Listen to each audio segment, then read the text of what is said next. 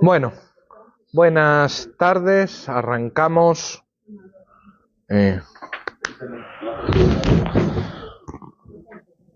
Hoy somos muy poquitos, me imagino que también debido en parte a la huelga de transporte. Vale, empezamos con el tema de lagunas y antinomias. Estos son cosas, lo que vamos a ver hoy casi todo, que os lo deberían haber explicado primero o yo ya lo hice. Empecemos por lagunas. Mirar, concepto básico y atécnico de laguna. ¿Qué es una laguna? Bueno, cuando nos falta una norma en el ordenamiento, dicho así muy sencillamente.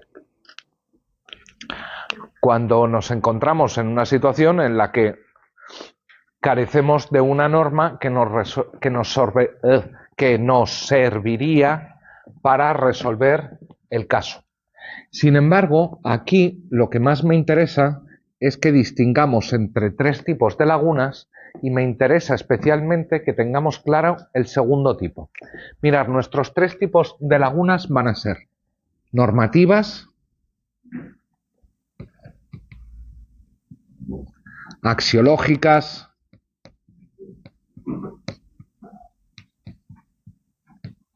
y técnicas. Si comenzamos con las primeras, lagunas normativas, vamos a decir que estamos frente a una laguna normativa, de nuevo, aproximación inicial a técnica, cuando tenemos una laguna normativa cuando el legislador ha previsto un comportamiento, pero no lo ha resuelto, ¿vale? No le ha atribuido calificación deóntica o propiedad institucional alguna, ¿vale?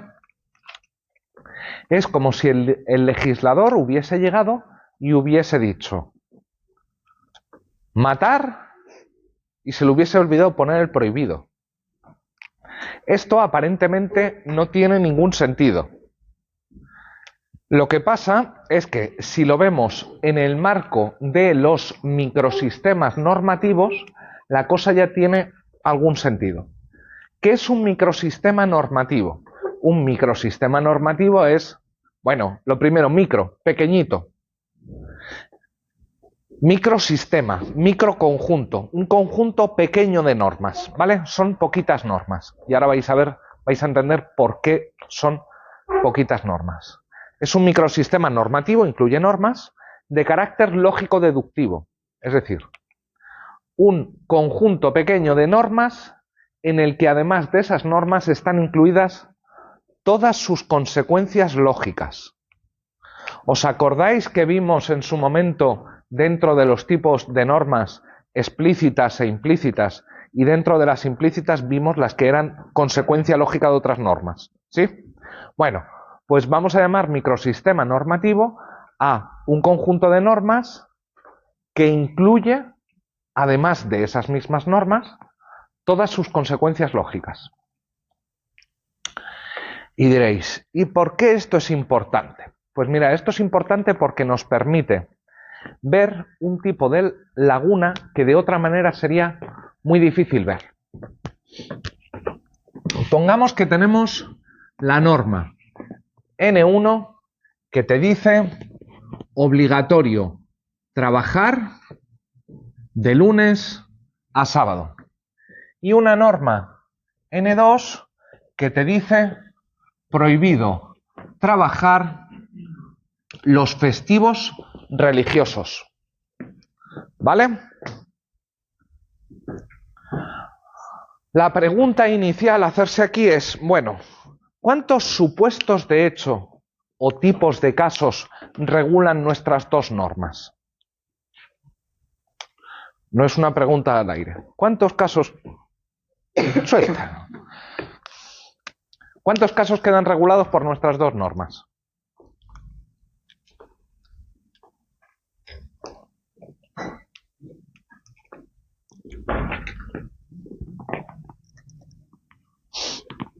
¿Cuántos casos quedan regulados por nuestras dos normas?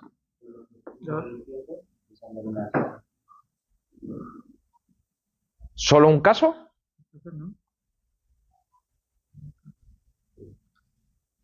Tenemos dos normas. ¿Cuántos posibles casos podemos imaginar con base en los supuestos de hecho de estas dos normas? Dale, dale. Habías dicho algo, pero... Dos. ¿Todo el mundo lo ve claro? ¿Sí? Venga. En realidad no son dos, son cuatro.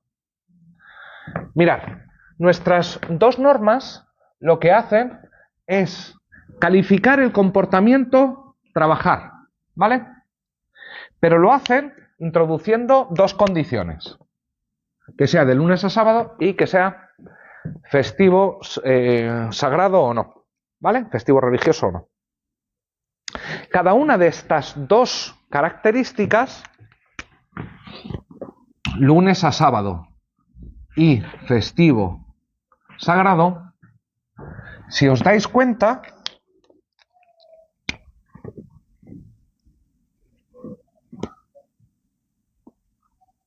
cada una de ellas puede estar presente o no presente. Para decir que efectivamente es de lunes a sábado, vamos a poner un más. Aquí pongamos también el caso de que es festivo religioso o festivo sagrado. Pero claro, hay más posibilidades.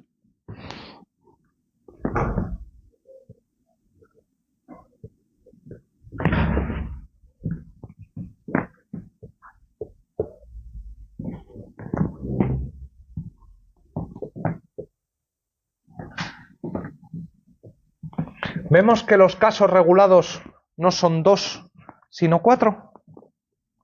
Con base en estas dos propiedades. Mirad, ¿cómo vamos a calcular el número de casos posibles que nos salen a partir de un conjunto de normas? No depende del número de normas, depende de dos cosas diferentes. Depende de cuántas propiedades tenemos aquí. La propiedad ser de lunes a sábado o la propiedad festivo o sagrado. ¿Sí? ¿Y cuántas posibilidades o cuántas variaciones tiene cada una de estas? Hemos dicho que algo puede ser de lunes a sábado o no ser de lunes a sábado. Estar presente o ausente. Y lo mismo con festivos sagrados. Estar presente o ausente. Por lo tanto, tiene solo dos valores, ¿vale? Aquí podríamos poner, en lugar de más y menos, podríamos poner 1, 2 y 3. Nos saldría otra cosa. Bueno, el valor, o cuántas variables, cuántas posibilidades haya, cuántos valores, no variables, haya, es el número que vamos a poner de base. El número de variables, cuántas de estas, va a ser la potencia a la que vamos a elevar ese número. Tranquilos que esto no os lo voy a preguntar en examen, ¿vale? Pero hace falta para entender qué son las lagunas normativas. Por lo tanto, tenemos cuatro casos regulados, ¿vale? Cuatro casos que ha previsto el legislador. Lo que corresponde ahora es preguntarnos cuándo nuestras normas son aplicables. Nuestra norma N1 nos dice que es obligatorio trabajar de lunes a sábado. Y nuestra norma N2 nos dice que está prohibido los festivos sagrados. ¿Sí? Ahora lo que corresponde hacer es saber cómo califica cada una de las normas cada caso. Empecemos con el caso número 1. Pongamos los numéricos aquí. 1, 2, 3 y 4. ¿Bien? A ver, el caso 1, que es que sea de lunes a sábado y sea festivo, ¿es resuelto, es calificado por la norma 1? Sí. ¿Por qué? ¿Porque es obligatorio? Bueno, no, porque la norma te dice de lunes a sábado, por lo tanto sería una norma aplicable. ¿Y cómo resuelve? con prohibido trabajar. ¿La norma N2 resuelve nuestro caso? Prohibido no trabajar. Prohibido no trabajar, no, he puesto prohibido trabajar. Y perdón, no he entendido lo último. Es que no entiendo si estamos con la N1. ¿Sí? La N1 te dice que es obligatorio trabajar o no, no te dice nada de los festivos. No, es que nos hemos ido a la norma N2, perdón. La norma N2 te dice que prohibido trabajar los festivos. Perdón que se me olvidó poner aquí N2. ¿Sí? La pregunta es, ¿la norma N2 resuelve también el caso? Te ha faltado lo de N2. ¿Resuelve el caso? ¿Cómo lo resuelve? Hola. ¡Hala! Ya tenemos un sistema con una antinomia. ¿Vale? El mismo caso está resuelto de dos maneras incompatibles por nuestras dos normas. La N1 si la N1 dice obligatorio trabajar de lunes a sábado, no te puede decir un lunes prohibido trabajar. Es que son dos normas diferentes. Tenemos por un lado. Pero obviando la N2, la N1 no te puede decir prohibido trabajar. Es que te está diciendo, perdón. Sí, es que. Disculpad, lapsus menti. Obligatorio. Disculpad. El automático. Bien ahí, entonces, ¿no? Sí, perdón. Ahora sí nos queda claro. Bien. La norma N2 resuelve. El caso 2 queda resuelto por nuestra norma N1.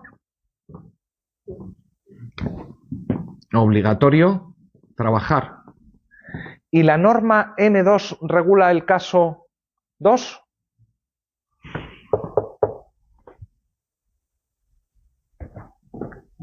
¿Resuelve o no resuelve? El caso 2 es de lunes a sábado y no es festivo religioso. Aquí, ¿qué es lo que tenemos? Que sea festivo religioso. Si no es festivo religioso, no calificado. ¿Vale? Caso 3. Caso 3 es no de lunes a sábado, pero sí festivo religioso. No lunes a sábado, aquí me está diciendo lunes a sábado, por tanto, no calificado. Aquí nos está diciendo prohibido trabajar los festivos. Y aquí nos está diciendo que es festivo sagrado. Así que, prohibido trabajar. ¿Bien? ¿Hasta aquí vamos bien? ¿Sí? ¿Bien? Bien. Último caso. ¿El último caso es resuelto por nuestra norma N1? No es resuelto. ¿Y por nuestra norma N2? ¡Tachán! Hemos conocido a nuestra amiga la laguna normativa. Estaremos frente a una laguna normativa toda vez que el legislador ha previsto entre comillas, previsto un caso y no lo ha resuelto. ¿Por qué va entre comillas ese previsto? Porque lo que ha hecho ha sido, lo que ha previsto el legislador o lo que ha hecho el legislador es dotar de relevancia a dos propiedades, ser de lunes a sábado y ser festivo sagrado. ¿Sí? Y ha resuelto algunos de los casos combinando estas dos propiedades, pero no los ha resuelto todos.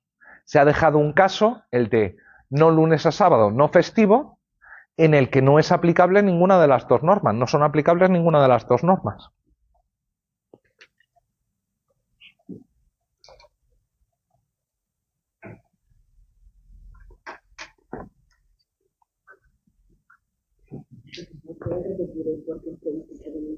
¿Por qué el previsto entre comillas? Porque el legislador ha previsto, efectivamente, dos propiedades, que son lunes a sábado y festivos sagrados. Estas las ha previsto.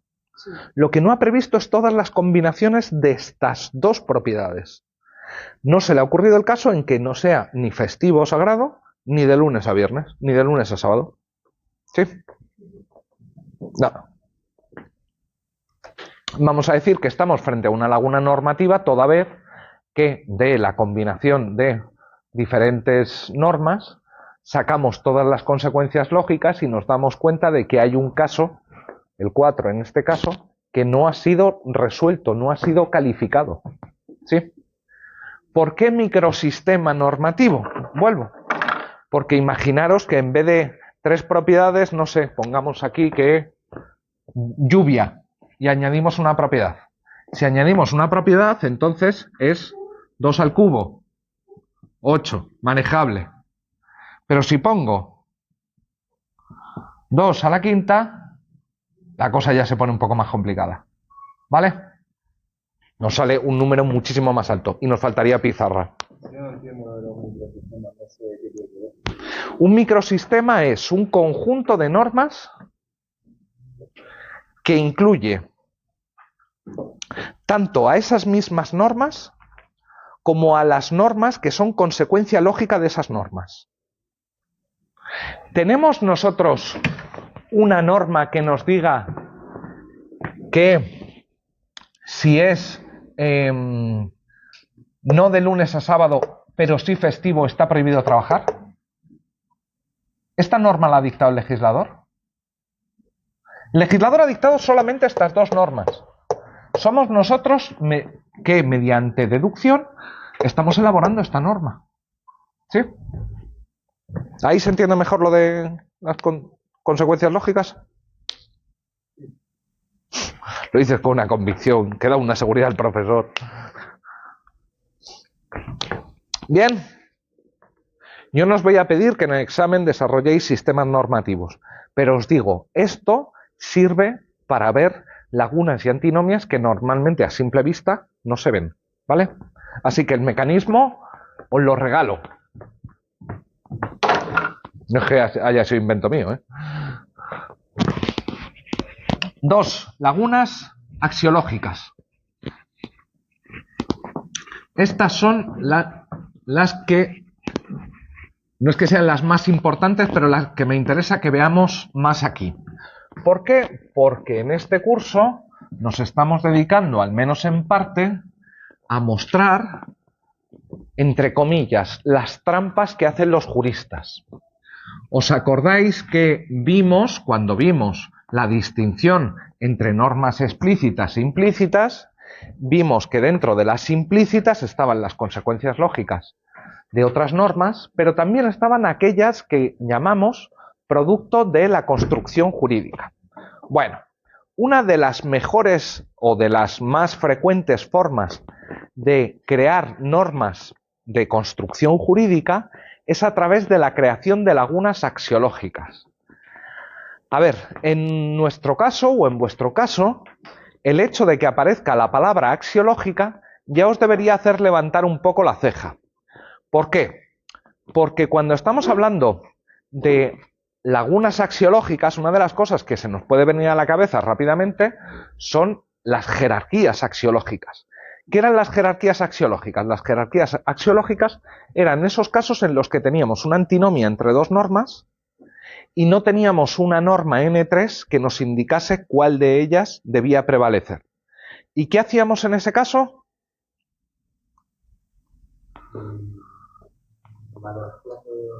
Nos inventábamos una norma N3 que nos dijese cuál ha de prevalecer. ¿Sí? Aquí en cierto sentido lo mismo. Vamos a partir con un ejemplo. ¿Sabéis el cartel que está afuera? Fuera, quiero decir, a la entrada del campus, a las entradas del campus, que pone prohibida la entrada de animales. Norma N1, prohibida entrada animales. ¿Sí?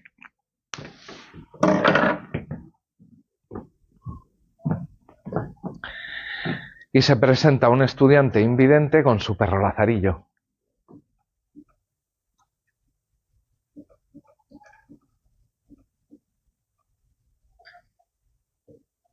¿Y qué hacemos?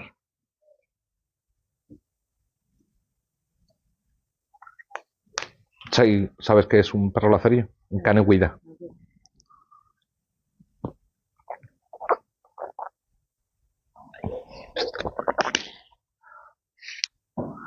Le dan por el culo al ciego que no entra en la universidad.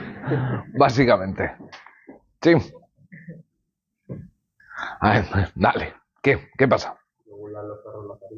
Regulan los perros lazarillos. Pero mira, la situación es la siguiente. Tú eres el delegado del campus de la Merced. Puedes llamar al rector, pero tienes al colega en la puerta del campus con el perro lazarillo y los de seguridad preguntándote qué hay que hacer. Se le deja pasar. Nos saltamos la norma. ¿Seguro que nos saltamos la norma?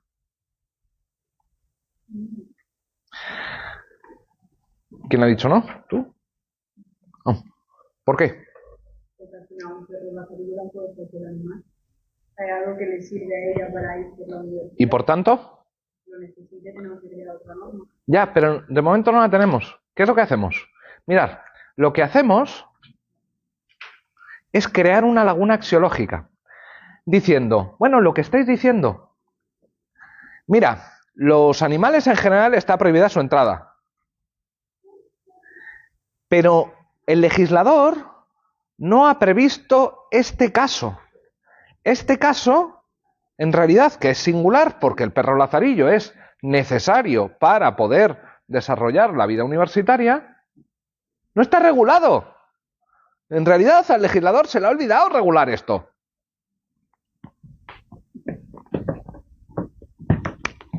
Si este es el ámbito de aplicación de la norma N1, ¿qué es lo que estamos haciendo?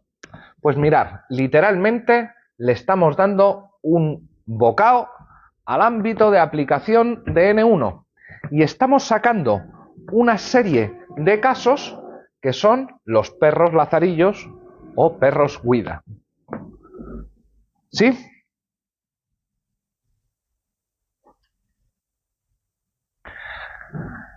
¿Qué es lo que sucede? Que aquí eres tú quien se está inventando la laguna. Eres tú quien al decir falta una norma sobre los perros lazarillos, eres tú quien está haciendo que el comportamiento pase a no estar calificado. ¿Sí? Claro, quien lleva a cabo o quien realiza una laguna axiológica va a hacer primero la laguna y luego la va a colmar. ¿Cómo la va a colmar? Con la calificación normativa opuesta, diciendo que los perros lazarillos sí pueden entrar. Por lo tanto, hacer una laguna axiológica, o al menos de este tipo, vamos a ver luego otra, para hacer una laguna axiológica parcial, es como si tú coges un pastel y le llegas a alguien y dices, uy, el pastel tiene un agujero. El otro mira, dice, yo no veo ningún agujero. Y llegas tú con tu dedico y haces, ¡paga! Dices, ¿lo ves como había un agujerico? Es exactamente hacer esto. ¿Había una norma que regulaba el caso? ¿El caso de los perros lazarillos estaba regulado? Sí, claro que estaba regulado, prohibida la entrada de animales. Si estaba prohibida la entrada de animales, que yo sepa, los perros lazarillos son animales. Por tanto, el caso estaba resuelto. Somos nosotros quienes con nuestro dedito le hacemos el agujero a la tarta y decidimos que ese caso, en realidad, no está regulado. No está regulado porque tiene ciertas especificidades que hace que haya que sacarlo de la norma o que no forme parte de la norma. ¿Sí? Claro, este es el paso 1, hacer el agujero a la tarta. Pero es que luego inmediatamente lo rellenamos ¿con qué? Con el sabor que más nos gusta. Con la calificación deóntica contraria. ¿Sí? ¿Por qué es una forma de construcción jurídica? Claro, porque quien lleva a cabo lagunas axiológicas no las lleva únicamente por el mero gusto de hacerle hoyos al ordenamiento jurídico, sino porque lo que va a hacer inmediatamente después es colmar esa laguna de una manera diferente, de la manera que le interese. Por tanto, vamos a definir laguna axiológica parcial. Esto es una laguna axiológica parcial, como un caso regulado por una norma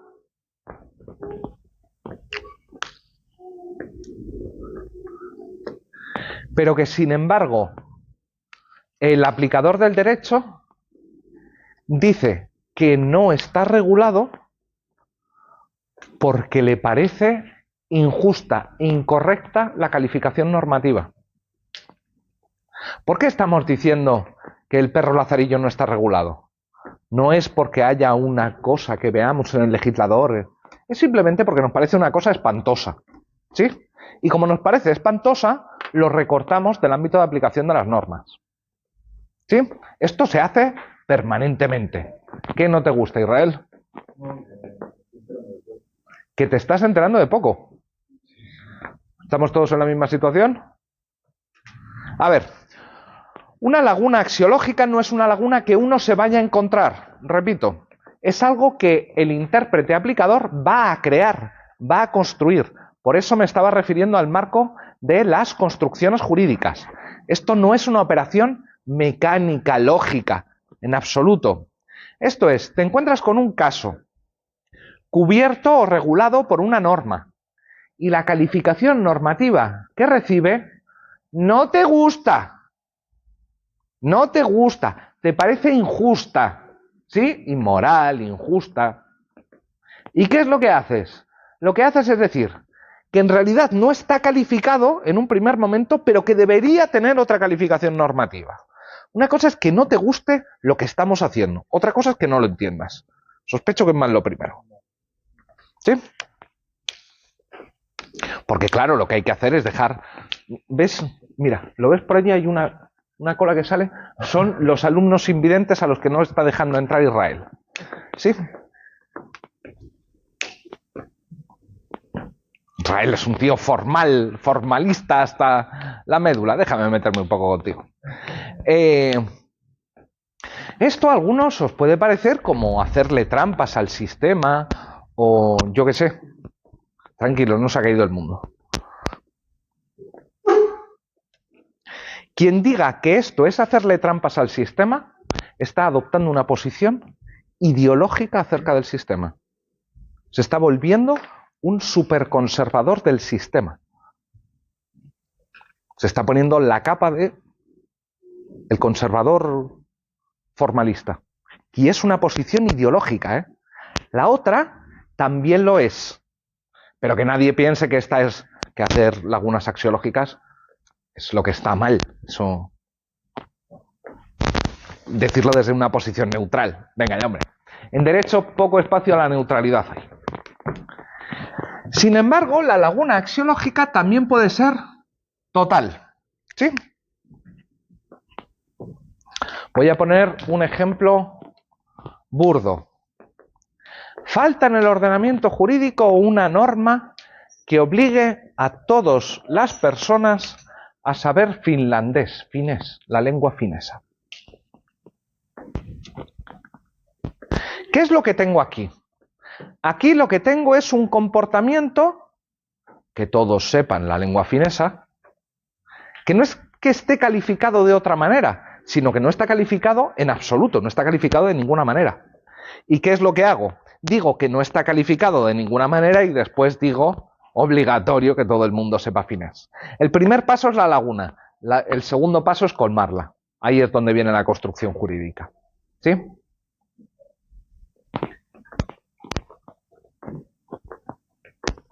Os pongo un caso más simpático. Faltaría en el ordenamiento jurídico español una norma que permitiese al gobierno crear leyes de amnistía.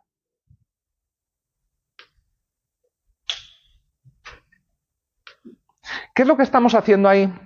¿Hay alguna norma que prevea algo respecto de la emanación de normas sobre la amnistía o normas de amnistía? Nada, era un caso no regulado. No regulado, no aparecía ninguna norma que dijese ni prohibido, ni permitido, ni válido, ni inválido, ni ostras en limón. Nada. Quien dice falta una no está creando una laguna axiológica. total en este caso, porque el comportamiento no es que estuviese antes calificado, pero mal calificado, sino que no estaba calificado en absoluto, no aparecía nada en el ordenamiento, ¿sí? Así que vamos a hablar de laguna axiológica total, toda vez, ¿sí?, que decimos que falta una norma en el ordenamiento, pero el caso de esa norma no estaba previsto de ningún modo. En la parcial ya sabemos que el caso estaba previsto, pero había un subcaso que estaba mal previsto o mal regulado. En la laguna axiológica total ya es a lo burro, me lo invento todo. Me invento el supuesto de hecho y la posible consecuencia jurídica. ¿Sí? Bien. Pero al final la meten, ¿verdad? ¿Cómo? Que al final sí que rellenan, ¿verdad? Que hace una realidad, la laguna axiológica total sí que la ponen inclusión en el ordenamiento. Claro, sí. A ver, que es que esto es una cosa que no es que suceda excepcionalmente, que sucede todos los días. Zafio para hacer lo que uno quiere. Pero ¿por qué dices Zafio? No sé, como... Porque te gusta la separación de poderes y la separación de poderes te lleva a decir, oh no, por Dios. Como medianamente justificable, está bien, la otra ya es como, bueno, yo aquí hago lo que me da la gana. Falta una norma en la directiva municipal de Murcia para que sea obligatorio separar los residuos orgánicos del resto. Hostias, a ver, ¿tenemos alguna directiva europea que nos diga que hay que mejorar el índice de reciclaje? Probablemente no. Sí, seguro. ¿Está regulado así tal cual? No. ¿Me lo estoy inventando? A medias. ¿Es Zafio? Pues tú sabrás si es Zafio. Lo que sé es que los juristas, excepto Marcos Alania, que va a ser un santo, los juristas, acompañado de Israel, otro santo, los juristas lo hacemos permanentemente. ¿Sí?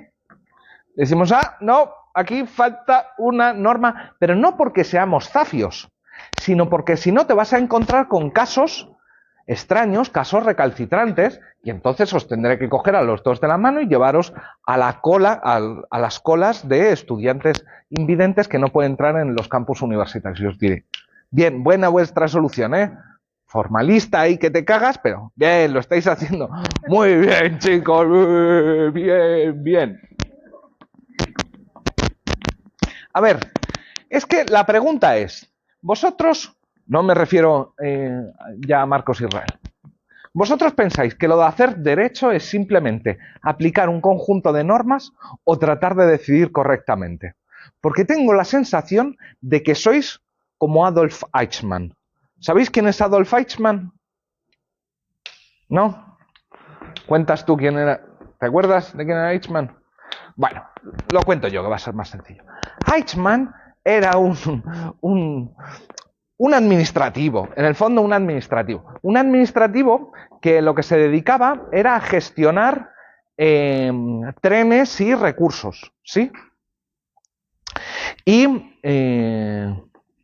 hubo un momento en el que en vez de trasladar ganado o materiales de obra, le dijeron que tenía que empezar a trasladar personas. Y él dijo, bueno, yo lo que hago es trasladar bienes de un lugar a otro. A mí si me dicen personas, pues personas. Si me dicen que son ganado, ganado. Y si me dicen que son materiales de construcción, materiales de construcción. Y Eichmann siempre dijo, yo es que simplemente fui un técnico que obedecía normas, a mí me llegaban las normas y yo decía, pues tal, tal. Fue condenado y ahorcado en Jerusalén porque fue el tipo que se dedicó a gestionar los trenes de la muerte a Auschwitz. Era un gran jurista y un gran administrador. No penséis que lo de ser jurista implica necesariamente este deber de abstención respecto de los contenidos, porque os estáis colocando desde un formalismo que miedo me da. O sea, cualquier día os llega la norma de hay que denunciar a los compañeros homosexuales o a los compañeros disidentes y vosotros, ¡taca!, sin ningún problema. Así que, por favor, un poco más de reflexión respecto del contenido de las normas O si no, me voy a tener que volver a otro continente. Me estáis haciendo que me cague del susto. Con perdón. ¿Sí? Así que hacer derecho no es simplemente acumular una serie de conocimientos y después llegar con tu martillito y decir dicto sentencia porque 2 más 2 son 4, más 2, 6. Que no estéis haciendo esto, ¿eh? No, que hay gente que la deportan por esto, que la echan de su casa por esto, que se cierra una ONG que está prestando servicios por este tipo de cosas. Que no estamos, o sea, que los casos son hipotéticos, pero que luego están los casos reales. Mucho ojo con los casos reales, a ver si los vais a tratar como hipotéticos. Bueno, seguimos con las lagunas técnicas. Antes de que me desate más.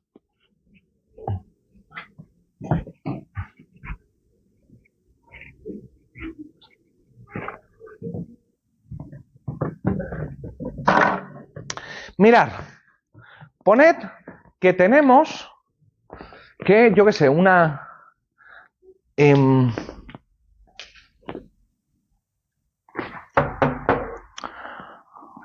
norma de la comunidad autónoma de la región de Murcia nos dice que la Confederación Hidrográfica del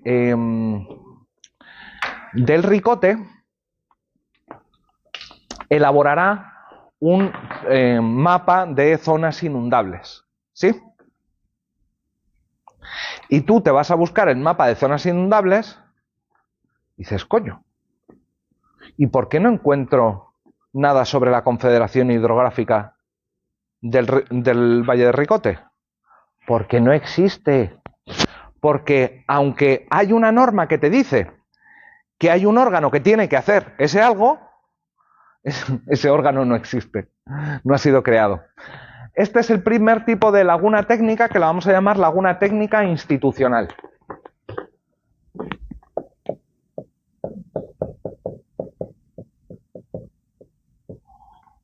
¿Bien?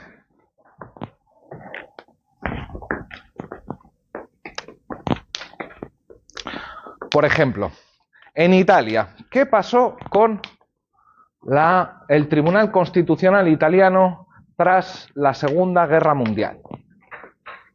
La Constitución italiana preveía la creación de un Tribunal Constitucional. ¿Y qué es lo que sucedió en los años inmediatamente posteriores? Que llegó la Corte Suprema y dijo, si no hace falta. Dice, a ver, ¿cómo que no hace falta? Dice, que ya lo hago yo. Dice, total, si además la Constitución es un documento meramente político, no es que tenga fuerza normativa, así que me encargo yo de la constitucionalidad de las normas. ¿Ah? ¿Cuánto tardaron? Que no me acuerdo. ¿5 años en sacar el Tribunal Constitucional? 5 añazos sin Tribunal Constitucional. Caso claro de laguna técnico-institucional. Pero también tenemos otro tipo de lagunas técnicas en sentido estricto. Pero ¿por qué laguna sí se debería? Pues porque no se ha llegado a desarrollar. Porque no se creó el Tribunal Constitucional. Durante esos 5 años teníamos una laguna de institución. ¿Sí? Está previsto, pero no se desarrolla. Tú ponte que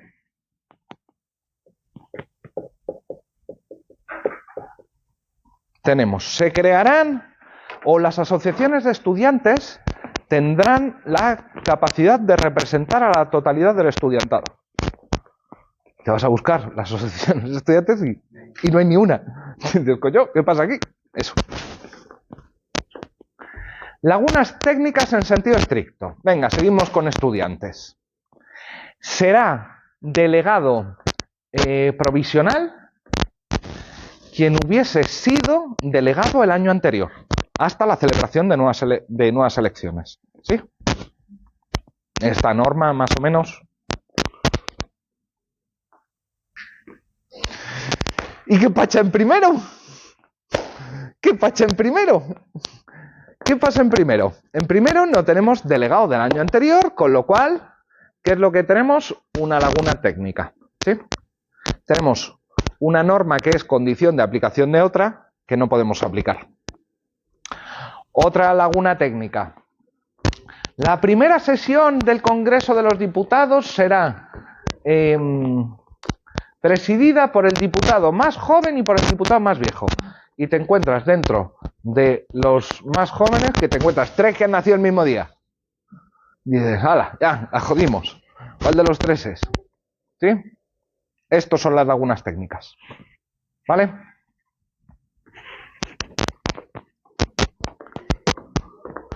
Lagunas a la... Sí. Que no están.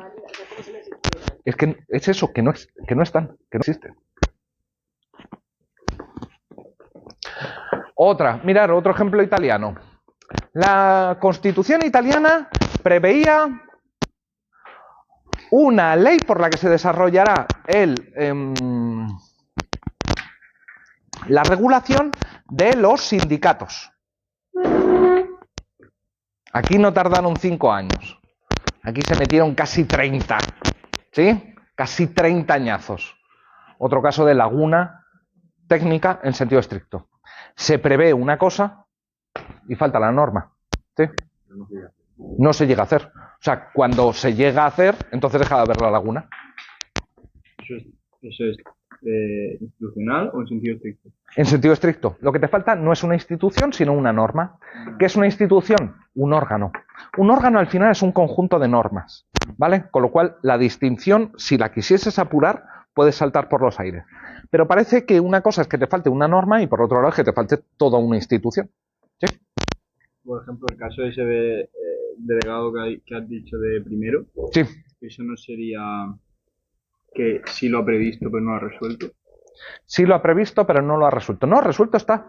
Lo que pasa, porque nombra delegado a una persona, pero esa persona no existe.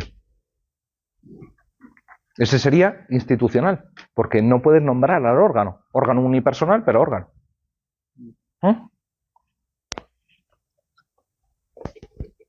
Otra laguna en sentido estricto. Todos los estudiantes tendrán derecho a un bono, todos los estudiantes de la UMU tendrán derecho a un bono cultural de 100 euros a gastar en librerías. ¿Sí? Preguntadme a mí. ¿El delegado institucional o estricto? Yo institucional diría. Antes he dicho en sentido estricto, es institucional, bien pensado. ¿El delegado institucional? El ejemplo del delegado es laguna institucional, no en sentido estricto. Bueno, que se me va. Yo no sé lo que estaba diciendo. Un bono de 100 euros para gastar en librerías que se solicitará mediante el procedimiento que se creará a tal fin. Y llegas y te dicen que tienes un bono de 100 euros. Oiga, que yo vengo a por el bono de 100 euros. Y te dicen, no hay procedimiento para pedirlo. Laguna en sentido estricto. Laguna técnica en sentido estricto. ¿Sí? Falta una norma que es condición de aplicación de otra. Bien. Mirad, antes de la pausa os voy a contar la mitad, bueno, la mitad no, es algo más de la mitad de antinomias, o algo menos de la mitad de antinomias.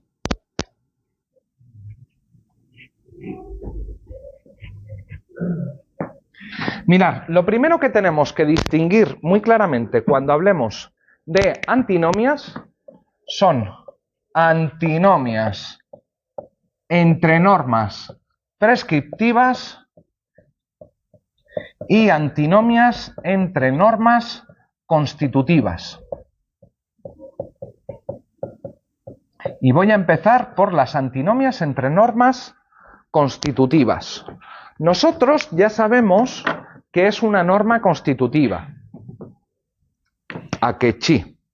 Por favor, decidme que estáis estudiando, que el examen es dentro de relativamente poco.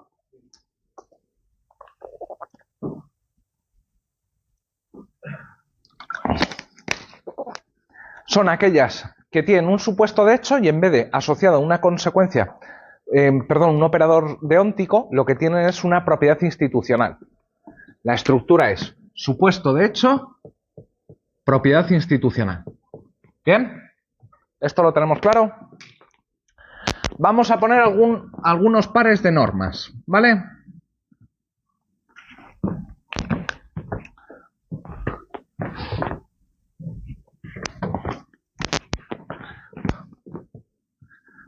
Madrid es la capital. Puente Tocinos es la capital de España.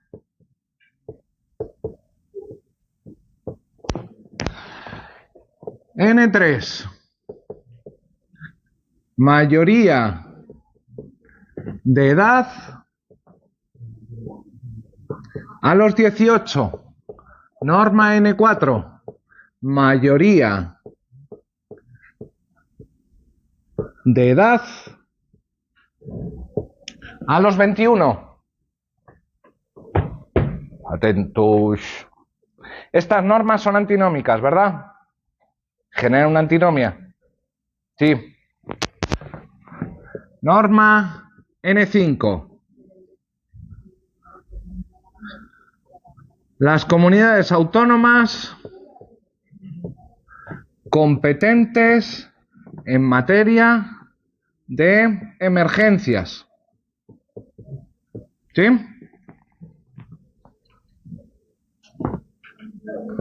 N6. Me he confundido al ponerle un cartucho. Vale. El Estado competente en emergencias. ¿Sí? Estas dos últimas también generan una antinomia, ¿verdad?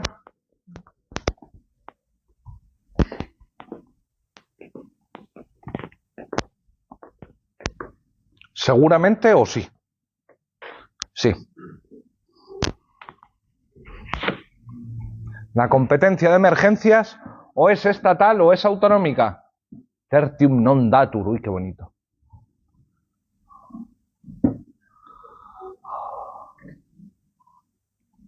Por ejemplo, pongamos otra. Los Estados miembros son competentes en materia de seguridad de medicamentos. La Unión Europea es competente en seguridad de medicamentos.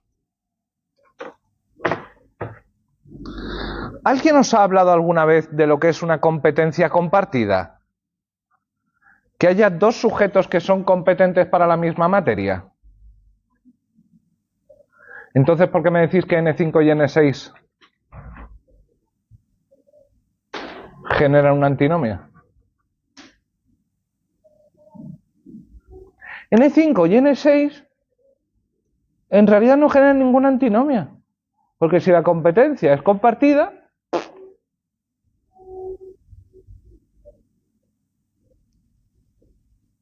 Igual que en el 7 y en el 8. ¿cómo? Igual que los medicamentos. Igual que los medicamentos. Igual que N3 y N4. ¿Qué tipo de antinomia, qué antinomia se produce si tenemos una norma que nos dice que la mayoría de edad se obtiene a los 18 y otra que se obtiene a los 21? ¿Cuál es el problema? ¿Qué antinomia se produce ahí?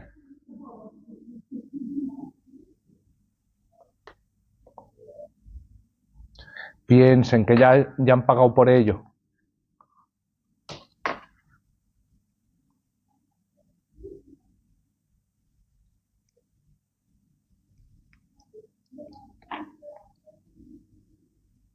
¿Cuánto no sería aplicable? No sería aplicable a nosotros. ¿Por qué? Porque ya lo regula el 3 de manera más amplia. ¿Sería posible que fueras mayor de edad 2 veces? Que se te atribuyese la propiedad institucional mayoría de edad 2 veces. Mejor. ¿Ha habido alguna vez en la historia de este país 2 capitales? ¡Ah! Así que, entre N1 y N2, ¿hay antinomia? No. ¿Hay antinomia? Sí, solo sí, vosotros queréis que la haya. ¿Sabéis por qué os parece que N1 y N2, Madrid capital de España y Puente Tocinos capital de España, os parecen antinómicas? ¿Os están pareciendo antinómicas? Lo mismo que la de mayoría de edad a los 18 y mayoría de edad a los 21, porque estáis presuponiendo que aquí está implícito únicamente, exclusivamente, o alguna partícula que indique lo siguiente, que solo ese supuesto de hecho tiene ese y solo ese supuesto de hecho tiene atribuida esa propiedad institucional y nadie más. Si estáis presuponiendo, Pablo, que Madrid capital de España y Puente Tocinos capital de España son incompatibles, es porque estáis presuponiendo que puede haber una sola capital de España. Si estáis pensando que mayoría de edad a los 18 y mayoría de edad a los 21 generan una antinomia, es porque pensáis que solo se puede obtener la mayoría de edad una vez. Pero alguien podría decir, bueno, voy acumulando mayorías de edades, reconocimientos de mayoría de edad. Vamos a definir una antinomia entre normas constitutivas como aquel caso en el que tenemos dos o más normas constitutivas.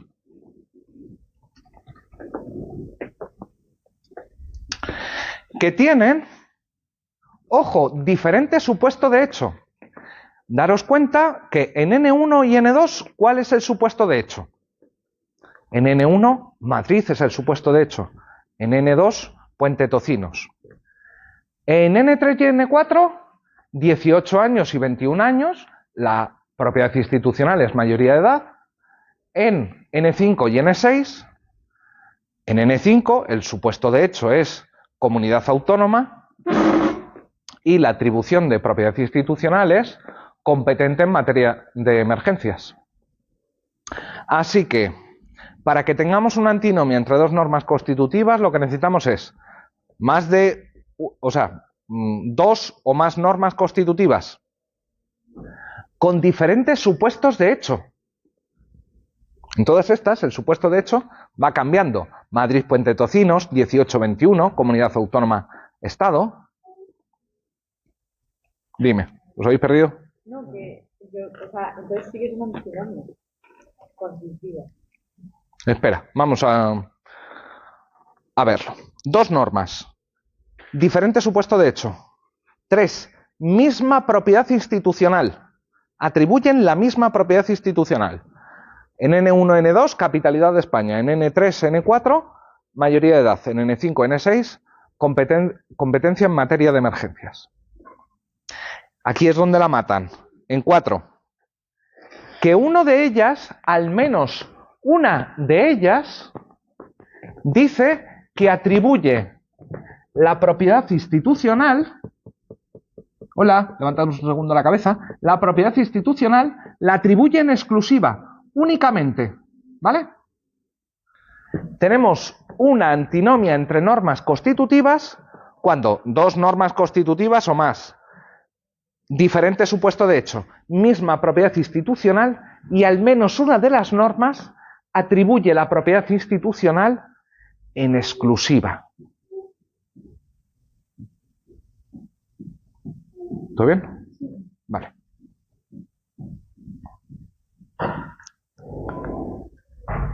De hecho, a partir de aquí vamos a distinguir entre antinomias unilaterales y bilaterales. ¿Cómo distinguimos? Si únicamente tenemos una sola norma, en este caso N1, que te dice que atribuye en exclusividad la propiedad institucional, solo hay una de las normas que la atribuye en exclusividad, diremos que es unilateral.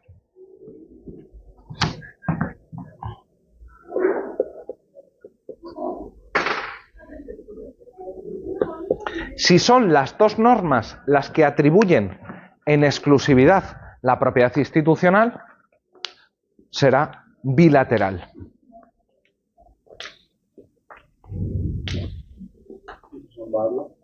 Y pues será trilateral, cuadrilateral, pentalateral, sextalateral, heptalateral. ¿Quieres que siga? Bien. ¿Bien? ¿Puedes explicar otra vez lo de unilaterales y bilaterales? Sí.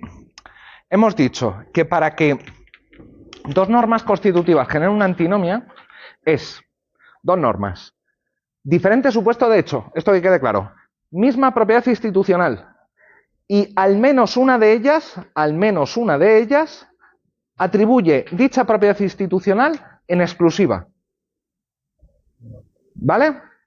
Cuando solo una de las normas dice que la atribución de la propiedad institucional es en exclusiva, unilateral, que son las dos normas, bilateral, si fuesen tres normas y las tres reclamasen la propiedad institucional en exclusiva, trilateral y todo lo que le he dicho después a Pablo.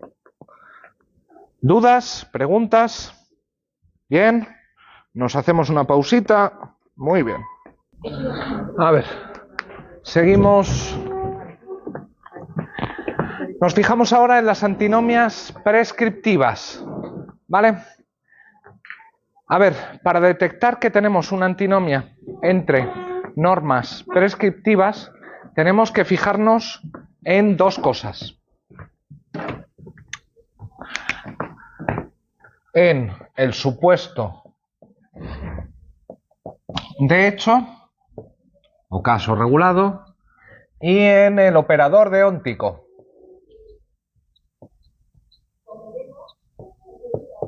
¿Sí? Bueno.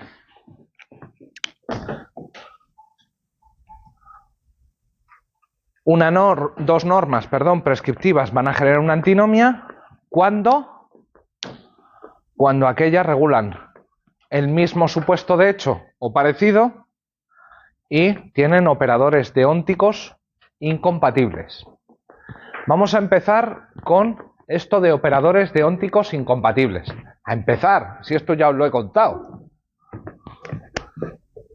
Cuadro de oposiciones deónticas. Tenemos aquí obligatorio hacer P, prohibido P, permitido P, permitido no P.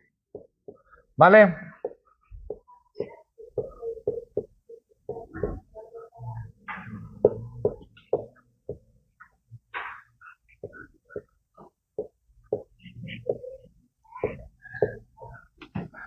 Al tipo de relación 1, si nos encontrásemos con un obligatorio P y un prohibido P, lo llamamos relación de contrariedad. Sabemos que cuando tenemos una relación de contrariedad o tenemos una norma que nos dice obligatorio P y otra que nos dice prohibido P, no puedo cumplir las dos normas al mismo tiempo. Si no puedo cumplir las dos normas al mismo tiempo, me genera una antinomia. ¿Sí? Subcontrarias.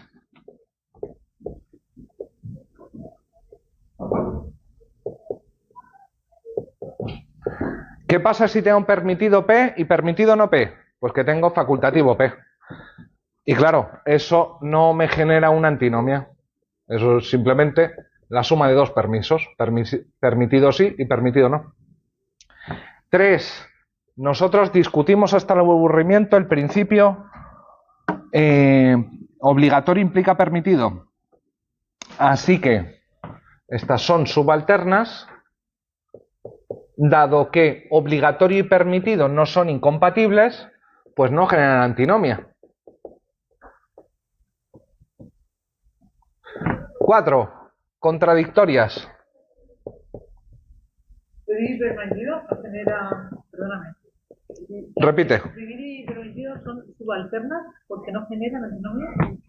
Obligatorio y permitido por un lado y por el otro prohibido y permitida la omisión. ¿Vale? Nada. Y 4. Contradictorias. Obligatorio P y permitido no P por un lado y prohibido P por un lado y permitido P, claro, esos son contradictorios. ¿Os estáis perdiendo? ¿Sí? Decidlo. 4. Si esto ya os lo conté, pero obligatorio P y permitido P, perdón, permitido no P, no puedo satisfacer ambas normas al mismo tiempo. Si es obligatorio jugar al fútbol, no puede estar al mismo tiempo permitido no jugar al fútbol. ¿Vale? Ahí se me genera una antinomia. Lo mismo aquí. Si está prohibido jugar al fútbol, no puede estar permitido jugar al fútbol. Así que, antinomia. Lo que tenéis que tener claro en este momento es que los casos de antinomia son únicamente los casos 1 y 4. Contrarias y contradictorias. Obligatorio y prohibido, por un lado, y por el otro, obligatorio y permitida la omisión, y prohibido y permitida la comisión. ¿Sí? Si pregunto y me cambiáis la cara, no tengo ni idea de si estáis entendiendo o no. ¿Bien? ¿Sí? Bien.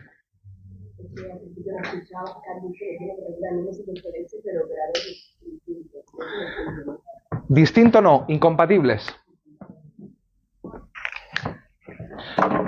Porque si digo simplemente distintos,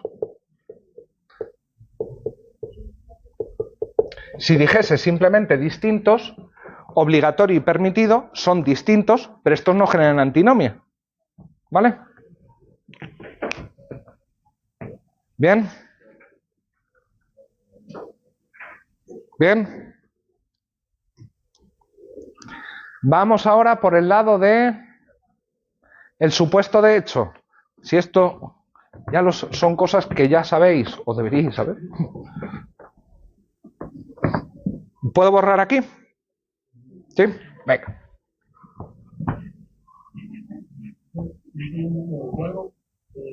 Venga, el cuadro lo dejo.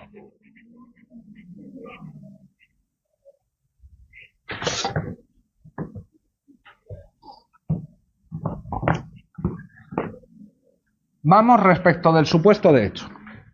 Pongamos que tenemos la norma N1 que me dice prohibido jugar a la pelota.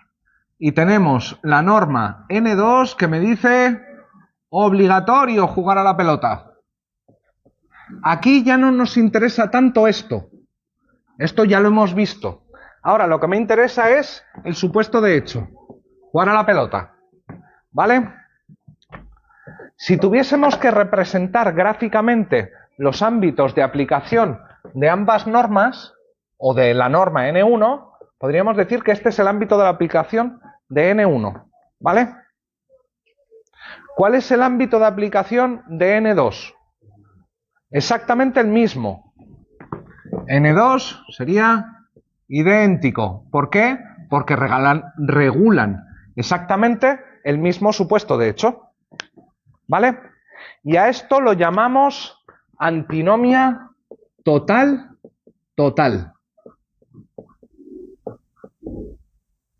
¿Vale? Estamos hablando de las prescriptivas.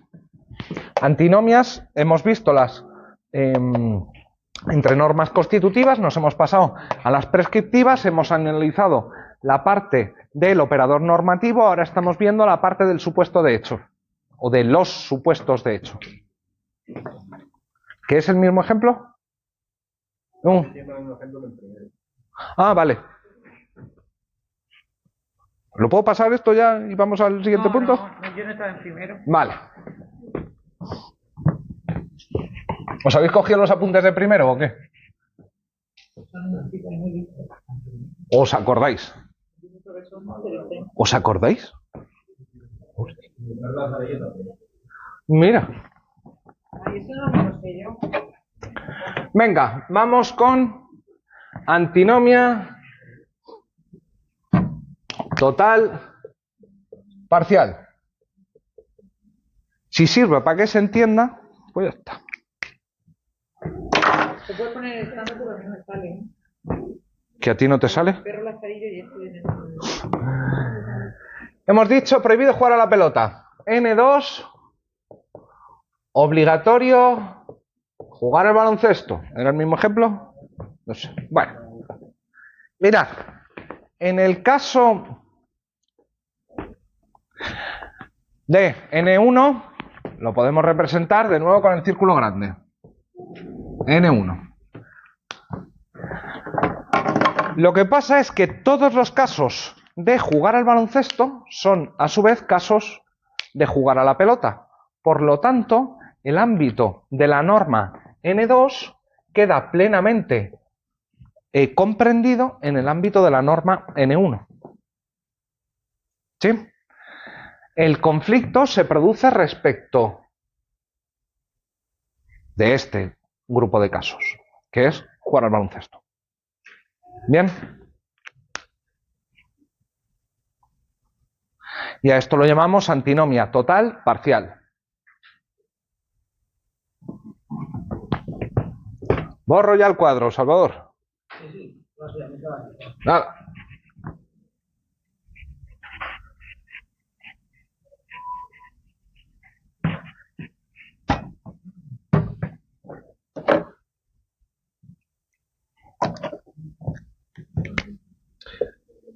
Antinomia parcial parcial.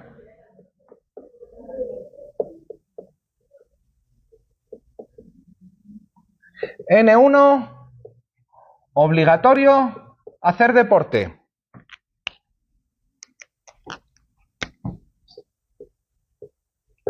N2, prohibido correr.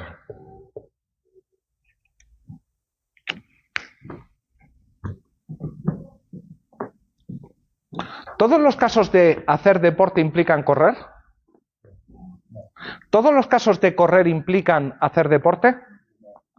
Entonces lo que vamos a tener son dos normas cuyos ámbitos de aplicación en teoría de conjuntos decimos que se intersecan. La antinomia se produce solo en estos casos.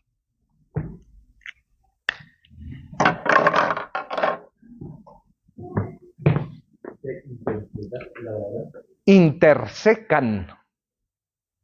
Pero en estos casos el supuesto de hecho no es el mismo, ¿no? No es el mismo. Entonces no hay antinomia.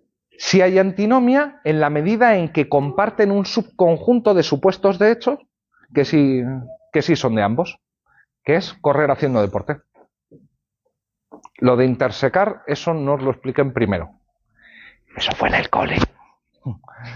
Lo de teoría de conjuntos es del cole. Bien. Qué bien que ya salimos del tema 3. Nos queda un puntito. Venga, ¿cómo construir y cómo destruir un argumento? Seguro que eso no os lo conté en primero. Mirad, lo que vamos a hacer es presentar el esquema de Stephen Toulmin. Ahora cuando termine de borrar os escribo el nombre. El esquema de Stephen Toulmin para organizar un argumento o para representar un argumento. Hay que tener claro o hay que recordar dos cosas. Bueno, recordar, no lo sabéis. ¿Os acordáis que el otro día os dije que había una serie de autores que se habían dedicado a rehabilitar la filosofía práctica? Que lo que habían hecho era reintroducir cuestiones de filosofía material acerca de lo bueno o lo justo en el discurso filosófico. Toulmin es uno de los culpables, ¿vale? Toulmin crea un esquema de argumentación para decir cuándo una argumentación funciona y cuándo no, cuándo está bien hecha y cuándo no. Sin embargo, curiosamente, la aplicación inicial que se le dio al esquema de Toulmin en el ámbito jurídico fue en materia probatoria, ¿vale? Y de hecho, en materia de prueba de hechos. Y de hecho vamos a ver cómo hay algunas cosas que responden bien a la justificación probatoria, a la justificación de hechos, y no tanto a la justificación normativa, ¿vale? Vamos para allá. Mirad, lo que te dice Toulmin es que toda argumentación parte siempre de una pretensión. ¿Qué es la pretensión? Pues la pretensión es la verdad de lo que quiero probar, justificar, lo que sea.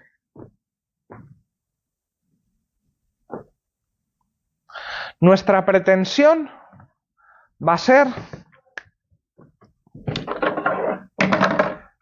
que Marcos y Alejandro han copiado en el examen.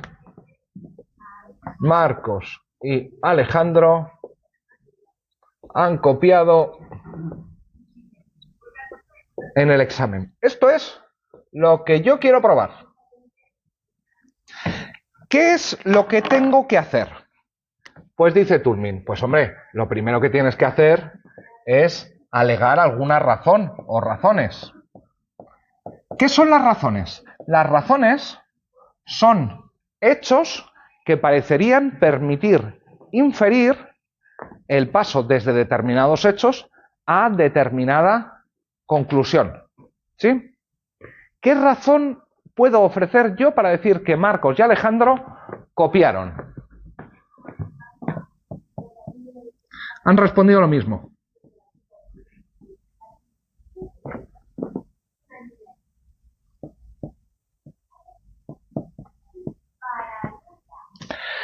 Pero alguien podría decir, a ver, del hecho de que Marcos y Alejandro hayan respondido lo mismo, ¿podemos concluir que Marcos y Alejandro han copiado? No.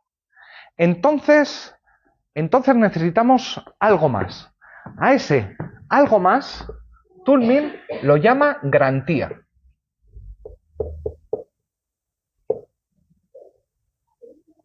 ¿Qué es la garantía? La garantía es un enunciado de carácter general que sirve para inferir a partir de la razón, de lo que hemos identificado como razón ahí en la pizarra, la pretensión.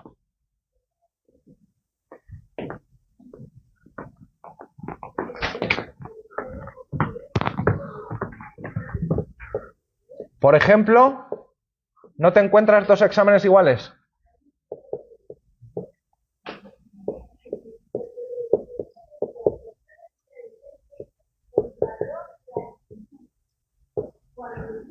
¿Sí? ¿Cómo justifico que Marcos y Alejandro se han copiado? Pues porque han respondido lo mismo y no hay dos exámenes respondidos iguales. No te encuentras exámenes respondidos iguales. ¿Sí? Alguien podría decir, bueno, puede que haya sido una excepción.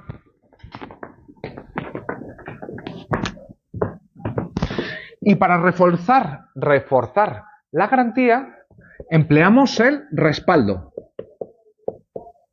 ¿Qué es el respaldo? Pues el respaldo es un enunciado de carácter más general todavía que viene a justificar la garantía. Y aquí podríamos decir que no hay dos sujetos que se expresen igual.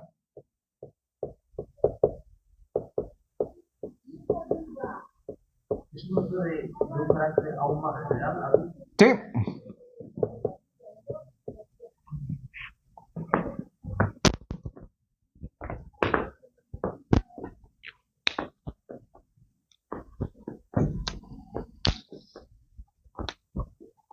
Mirad, este apartado del programa, no por casualidad, se llama cómo construir un argumento y cómo destruirlo. ¿Cómo podemos destruir ese argumento? Si os fijáis, hemos identificado 4 piezas, 4 pasos, si queréis, que te pueden servir para saber dónde atacar o identificar los posibles flancos de ataque. ¿Cómo destruimos el argumento? Mirad, si es importante que aprendáis a argumentar, aprender a destruir las argumentaciones de los otros es casi tan importante de los otros o las propias. ¿Las propias en qué sentido? Pues porque desde el punto de vista jurídico, poner las propias tesis al análisis de la posible crítica, aunque sea autocrítica, hace que sean mejores argumentos. ¿No? Si tú sabes por dónde te van a dar, evitas los puntos donde te van a dar. Pero es más que esto. Mirar, saber criticar los argumentos de otro significa tomarnos en serio al otro y a nosotros mismos. En términos de Kant, es el hacerse cargo de uno mismo y de los demás. En términos de Kant, es la ilustración. En términos de Kant, es la mayoría de edad. Cuando yo os digo, escuchad a vuestros compañeros y criticadlos, lo que os estoy diciendo es, tomároslos en serio. Porque si yo te tomo en serio, tengo que hacerme cargo de tus argumentos. Y o bien aceptarlos, o bien rechazarlos. Si no dedico el más mínimo gramo de energía a analizar si lo que estás diciendo tiene sentido, es como cuando te dejan en visto.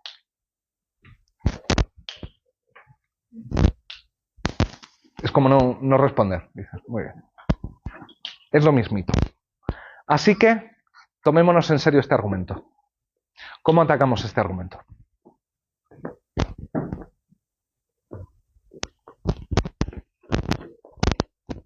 El ejemplo, ¿no? Sí. Luego si queréis ponemos otro. Dale. Pues decir que han estudiado con los mismos apuntes. ¿Qué ataca esto? ¿Ataca él? Bueno, no hay dos sujetos que se expresen igual. Yo no sé si para criticar esto puedo decir han estudiado con los mismos apuntes. Yo tendría que decir, no, mira, es que hay sujetos que sí se expresan igual. Mismo contexto cultural, mismo todo. ¿Hay personas que se expresan igual? Hay personas que se pueden llegar a expresar igual, ahora sí, con los exámenes. Manteniendo los mismos apuntes. ¿Sí? ¿Cómo atacamos esto? ¿No encuentras dos exámenes igual? Pueden estar igual de bien. O igual de mal, pero lo que tienes que atacar es el hecho de que no te encuentras dos exámenes iguales. Lo que hay que rebatir es... No ha visto todos los exámenes bien. Dale, repite. No ha visto todos los exámenes que sabe. Así que... Dices, no se hacen dos exámenes iguales. Bueno, compruébalo. Venga, majete, compruébalo. A ver si es verdad. ¿Sí? ¿No has visto todos los exámenes como para poder decir eso? Esa afirmación es bien discutible. ¿Seguro que no te has encontrado dos exámenes que les has puesto la misma calificación? ¿O dos exámenes escritos exactamente de la misma manera que no se hayan copiado, incluso de años pasados? Porque, como bien estabais diciendo vosotros, puede que el profesor de una asignatura a otra haya repetido los mismos ejemplos, o que los apuntes hayan circulado, o un millón de cosas.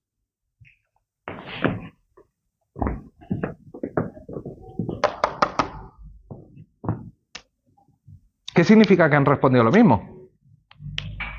¿Lo mismo? A ver, lo mismo no, porque por lo menos el nombre y el apellido habrán puesto una cosa diferente. ¿Significa que han dicho exactamente las mismas cosas con las mismas palabras? ¿Todo? ¿Absolutamente todo? ¿O parecido? Mirad, como esto inicialmente fue usado en materia probatoria, en prueba se añadió una cosa que ahora se me está escapando el nombre, dadme un segundo.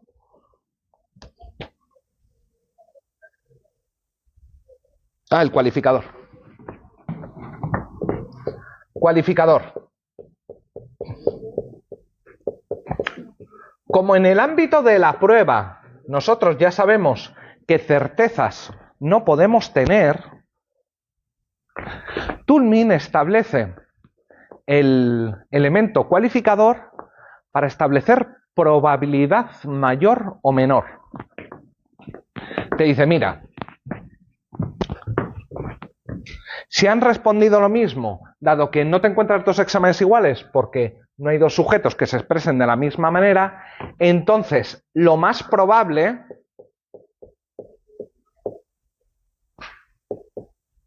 es que Marcos y Alejandro hayan copiado. ¿Sí?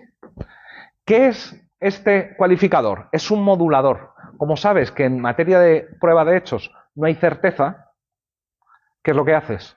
Introduces una salvaguardia, por si acaso. O la inmensa mayoría de las veces sucede esto. ¿Sí? ¿Es siempre necesario? ¿El cualificador? ¿Podríamos hablar de que seguro, en este caso, seguro es copiado? Hombre, seguro. Es que seguro es complicado. Yo te diría que al menos en materia probatoria sí. En materia probatoria sí. Pero además de esto, un ulterior elemento que introduce Toulmin es la condición de refutación. ¿Qué es esto de la condición de refutación o refutación? Simplemente, la condición de refutación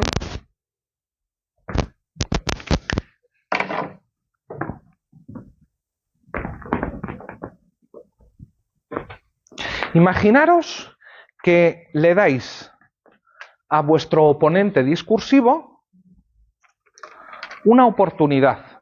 ¿En qué sentido? Le decís, mira, yo he probado todo esto, pero si tú me pruebas una determinada cosa, yo te admito que Alejandro y Marcos no copiaron. Digo, mira, si son gemelos monocigóticos, criados en el mismo contexto, sí, vale, ok, ahí tendrías razón, ahí me la tengo que envainar. La condición de refutación, ¿qué es lo que hace? La condición de refutación establece unos hechos que en caso de que fuesen probados, hacen caer la pretensión. Sí. La condición refutación son unos hechos que en el caso de que fuesen probados, harían caer la pretensión.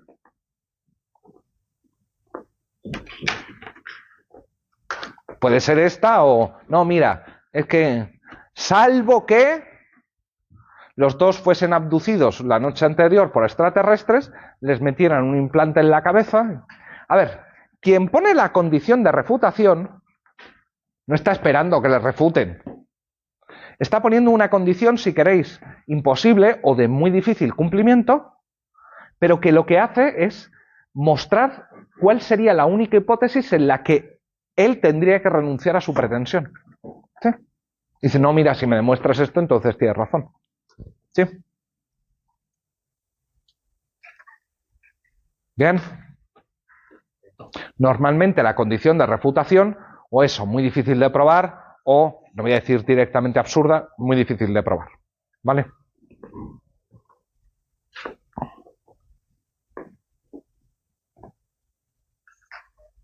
¿Probamos con normas? A ver, una cosa importante. Al esquema de Toulmin lo han criticado muchísimo. ¿Por qué? Por decir que en realidad no ofrece nada nuevo respecto de nuestro esquema de justificación externa, justificación interna, argumentos deductivos, inductivos y abductivos. Nada nuevo bajo el sol.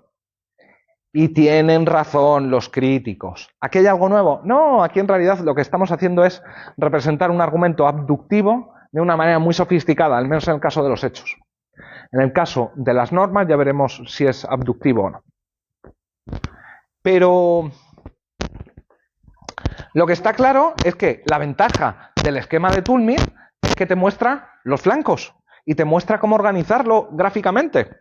Y esto sirve para saber qué tengo que atacar. ¿Sí? De hecho, venga, pongo yo otro ejemplo y lo criticáis vosotros. Como es un ejemplo normativo, voy a prescindir del cualificador.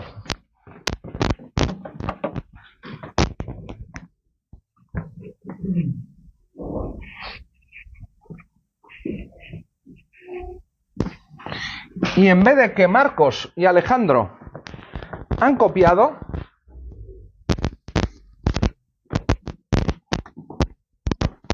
lo que voy a sostener es que existe un derecho constitucional al suicidio.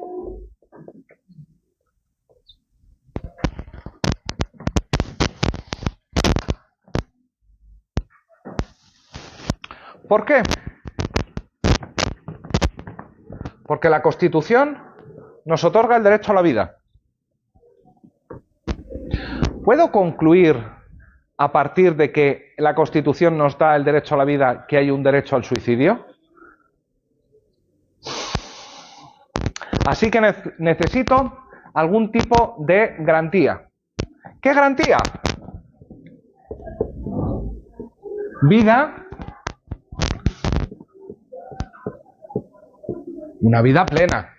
Lo que te garantiza la Constitución no es que te siga latiendo el corazón y que los pulmones se vean movidos por una máquina, sino que lo que te garantiza es una vida plena, una vida autónoma.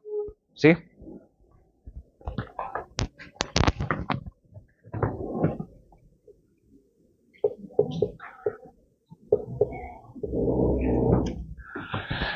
Y alguien podría decir, ¿y por qué? Me voy a sacar la carta así súper poderosa. Porque lo contrario iría contra la dignidad humana.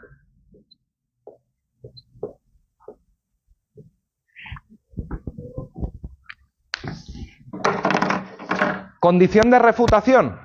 Hombre, si me mostráis que todas las personas que se suicidan en los últimos momentos de su vida se arrepienten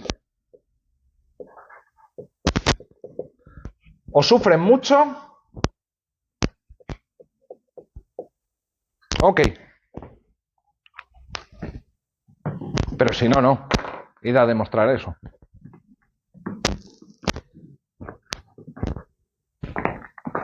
¿Cómo atacáis esto?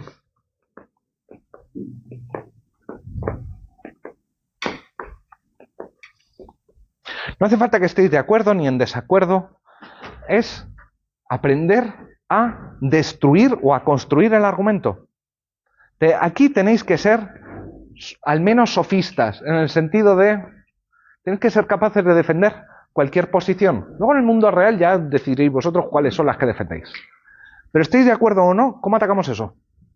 El derecho a vida no dispone plenamente de él como para poder darse la vida. Vale. ¿Eso qué atacaría? La razón. ¿Cómo atacamos la garantía? Para tener una vida plena o autónoma no hace falta quitarse la vida, sino establecer una serie de mecanismos que la puedan garantizar y tiene que llegar a... Ahí no veo tanto la relación, Marcos. Porque para tener una vida plena autónoma hay que estar vivo. Ese es buen punto. ¿Sí? A ver, no puede incluir el derecho al suicidio, pues claro, una vida plena implica vida, no muerte. Y con dignidad humana te lo podrías quitar de en medio de la misma manera. Dignidad humana implica vida, porque si no, no hay vida humana muerta. Mala idea, vida humana muerta. ¿Sí? Yo tengo una refutación. Venga. Hay un estudio que dice que, por ejemplo, al tirarse de un edificio, la gente sufre tanto que muere antes de chocarse contra el suelo de un infarto. Bueno, pero... ¿Seguro que es un estudio científico? Sí. Sí. Bueno. Bueno, que se arrepiente o sufren mucho, ¿vale? Vendrías a presentar la condición de refutación. Probemos con otro ejemplo.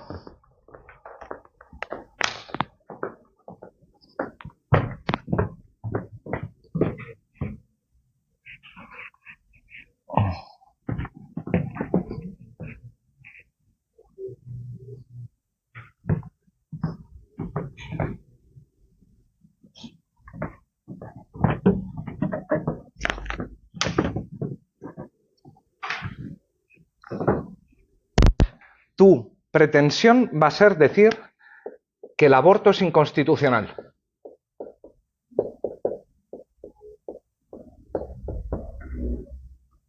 ¿Por qué razones? Por el salario. Bueno, vida. ¿Cómo respaldas eso?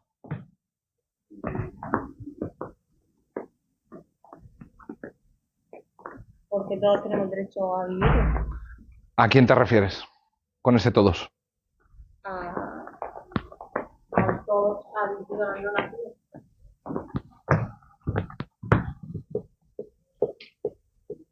Los no nacidos tienen vida. ¿Qué puede ser esto de respaldo? Ellos mismos no pueden decidir vivir o no vivir, lo decide otra persona por ellos. Los no nacidos tienen vida, pero no sé si esto sería un argumento que va por el lado de vida, sino más bien por el lado de autonomía, por el lado de decisión. ¿Cuál sería una garantía, un respaldo para la garantía? Los no nacidos tienen vida. De la fecundación hay vida. Bueno, fecundación, vida. Fernando, destruye esto. Y tú, porfi, no me acuerdo de tu nombre. María. Los dos.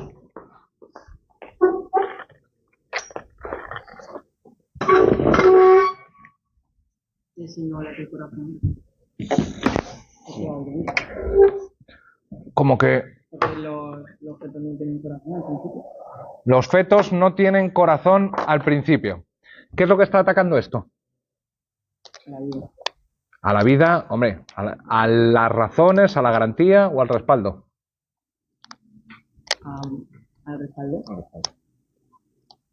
Fecundación es vida. Bueno, también te está llevando de por medio la garantía. Dices, los no nacidos tienen vida. Lo que estás negando es que sean vida. Estás diciendo que, muy bien, todos los seres humanos tienen derecho a la vida, pero es que ahí no hay vida. ¿Sí? ¿Cuál podría ser una condición de refutación? ¿Puedes formular una condición de refutación?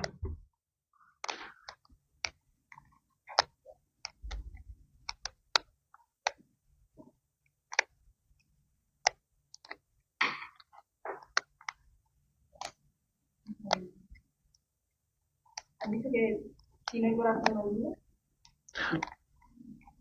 Hombre, pero no todos los tenemos, realmente. No es totalmente correcto. ¿Hay organismos que carecen de sistema circulatorio? Algunos habrá, no. Muchos hay. De hecho, la inmensa mayoría carecen de sistema circulatorio. Pero no los humanos. Ya, pero hablando de vida. Pero que está hablando de vida, no está hablando de vida. Una cosa es que estés atacando las razones y otra cosa es que estés atacando el respaldo o la garantía. Ahí estarías atacando respaldo, ni siquiera garantía, porque te estás refiriendo a vidas no humanas. ¿Vale? ¿Me puedes decir qué hora es? 52. Y 52. ¿Nos ponemos otro ejemplo? Venga. La condición de refutación en realidad no la hemos puesto. Alguien podría decir, o se podría haber formulado al principio como condición de refutación, salvo que comprobemos, por ejemplo, que los niños no tienen alma.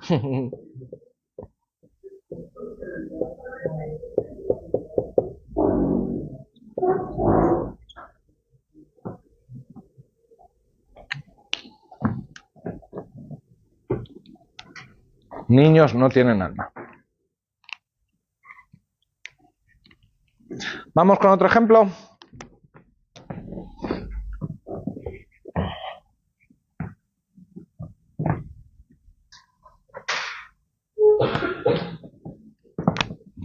Los seguros de salud privada son inconstitucionales.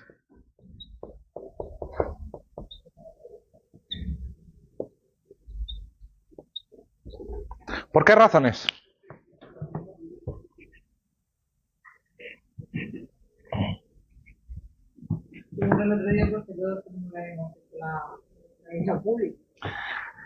¿Porque todos tenemos o porque todos deberíamos tener?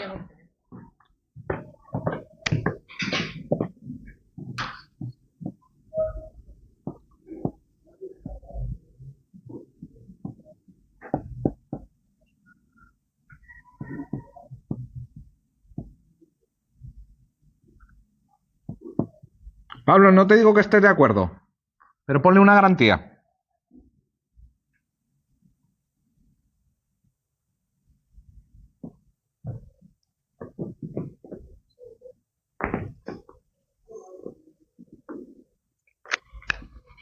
¿Cómo puedes justificar ese paso entre todos deberíamos tener acceso igual a la salud y la seguridad, los seguros de salud privados son inconstitucionales?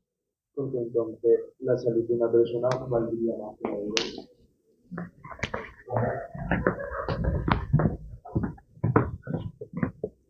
La salud de unos vale más que otros.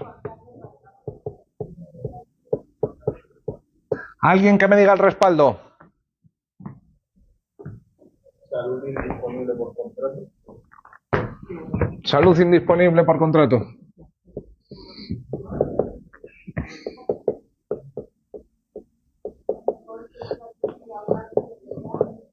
Venga. Equipo contrario.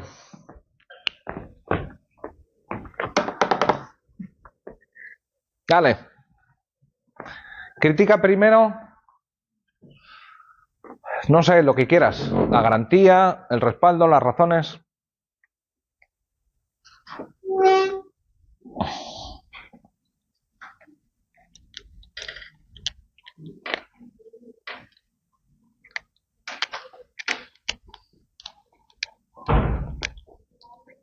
Presupone la garantía que si tienes sanidad privada pagarías la carencia de salud. ¿Verdad? Pero eso ataca directamente a la garantía. ¿La salud de unos vale más que las de otros? Lo que nos sirve para lo que nos sirve el esquema de Toulmin es para identificar dónde hay que pegar. Esos son los sitios donde hay que pegar. Te dice, la salud de uno vale más que otros si hay seguros de salud privado. Dices, bueno, no es que valga más la de unos que la de otros, porque todos terminan recibiendo un tratamiento médico.